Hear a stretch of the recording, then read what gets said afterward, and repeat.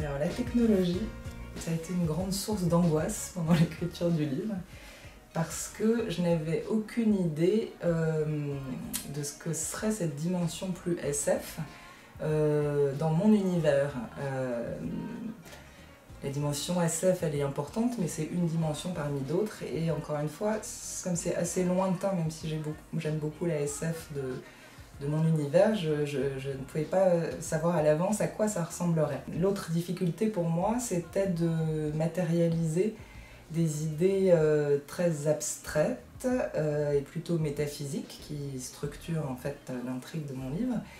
Et je sentais bien que c'est justement ces éléments qui devaient passer par la dimension technologique et qui serait l'équivalent donc de la technologie dans la SF, mais encore une fois, ça m'échappait relativement.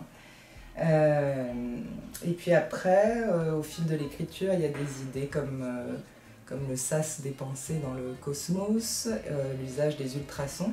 Voilà, des idées comme ça qui sont apparues et qui m'ont permis du coup de comprendre visuellement ce que serait ma technologie et surtout quelle était sa fonction.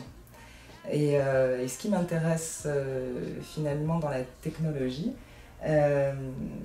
c'est la manière dont elle va manifester, souvent à notre insu,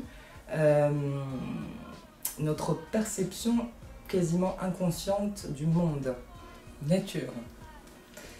Alors moi, c'est en voyageant que j'ai vraiment pris conscience de la beauté de la nature, de combien la planète est vivante, parlante et vulnérable aussi, évidemment. Et pour moi, c'est vraiment passer par la beauté. Et je crois que quand on est saisi par la beauté du monde, on ne peut que souhaiter ardemment que ce monde soit choyé et préservé. Donc pour moi, l'enjeu dans le livre, c'était de restituer cette beauté de la nature. Il y a des lieux que j'ai visités pendant mes voyages, mes tournages, que je pourrais jamais oublier, qui ont profondément changé ma perception du monde, sans le vouloir.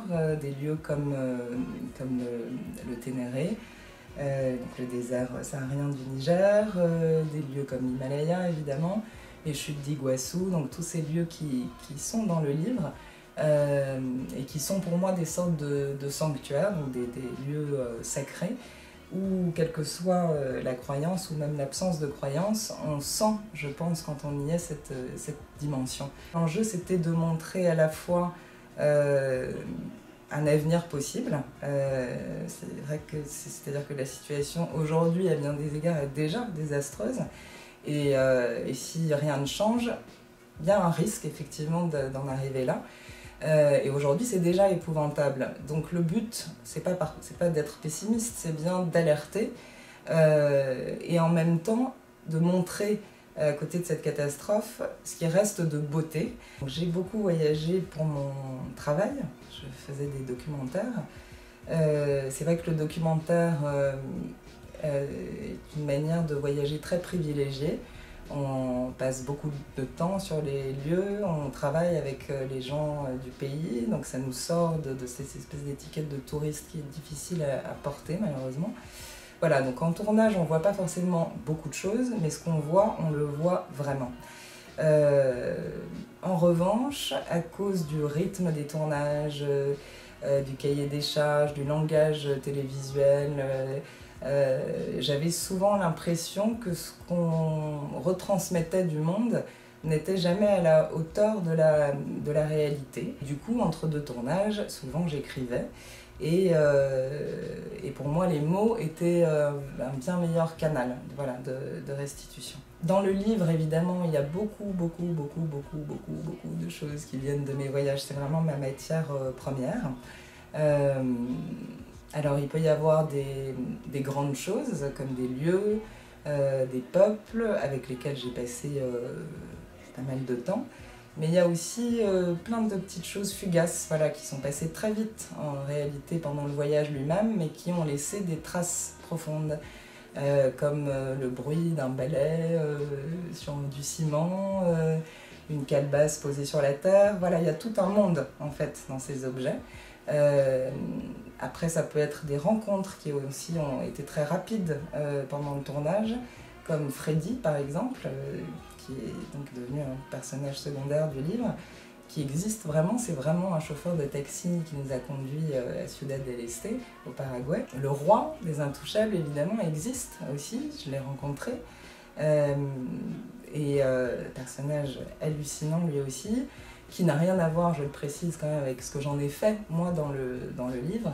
Et finalement, de l'origine, il reste souvent que l'essence, mais au moins cette essence-là, elle est transmise, et c'est ça qui me manquait à la télévision. Les mythes, pour moi, c'est un peu comme la nature, c'est des sortes de réservoirs de l'humanité. Ils font un pont entre le passé, le présent et l'avenir, entre le début, les origines et la fin, entre les peuples aussi. Que ce soit vrai ou non, ça n'a aucune importance, parce que l'impact des mythes des fondateurs, lui, existe, quoi qu'il arrive.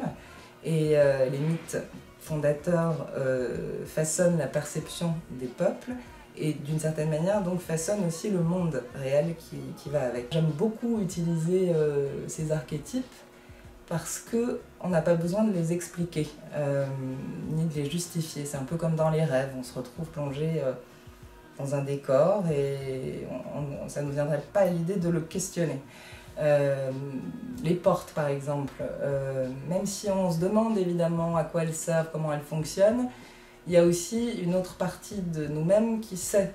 Une porte c'est une porte, une sorcière c'est une sorcière. Voilà.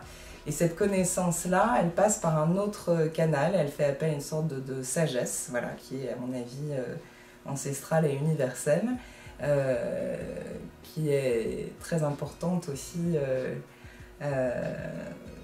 et qu'il faut sauvegarder aussi d'une certaine manière, et je pense que les mythes en gardent l'entrée. Dans le premier livre, je pose d'abord les mythes en question, et dans le deuxième, en revanche, la stratégie des guetteurs qui passe entre autres à travers l'instrumentalisation des mythes sera développée. Fiction. Alors fiction, c'est un peu le prolongement de ce qu'on disait sur les mythes. C'est-à-dire que la réalité et la fiction sont mêlées en permanence, en tout cas dans notre petit théâtre personnel. Alors après, je ne sais pas pourquoi on a tendance à vouloir, pour les expliquer, sans doute les séparer, les distinguer, mais à mon avis, cette frontière est plus une source de confusion qu'autre chose. Et je pense que la manière dont on vit la fiction est complètement imbriquée à la réalité et inversement. En tout cas, pour le livre, c'est justement ces frontières floues, cette zone d'entremêlement que je voulais explorer. Les éléments réels vont servir dans un premier temps la fiction, et dans un deuxième temps, c'est la fiction qui va se mettre au service de la réalité, puisque le but de l'opération, c'est bien de révéler la beauté et la magie réelle de ce monde. Voilà.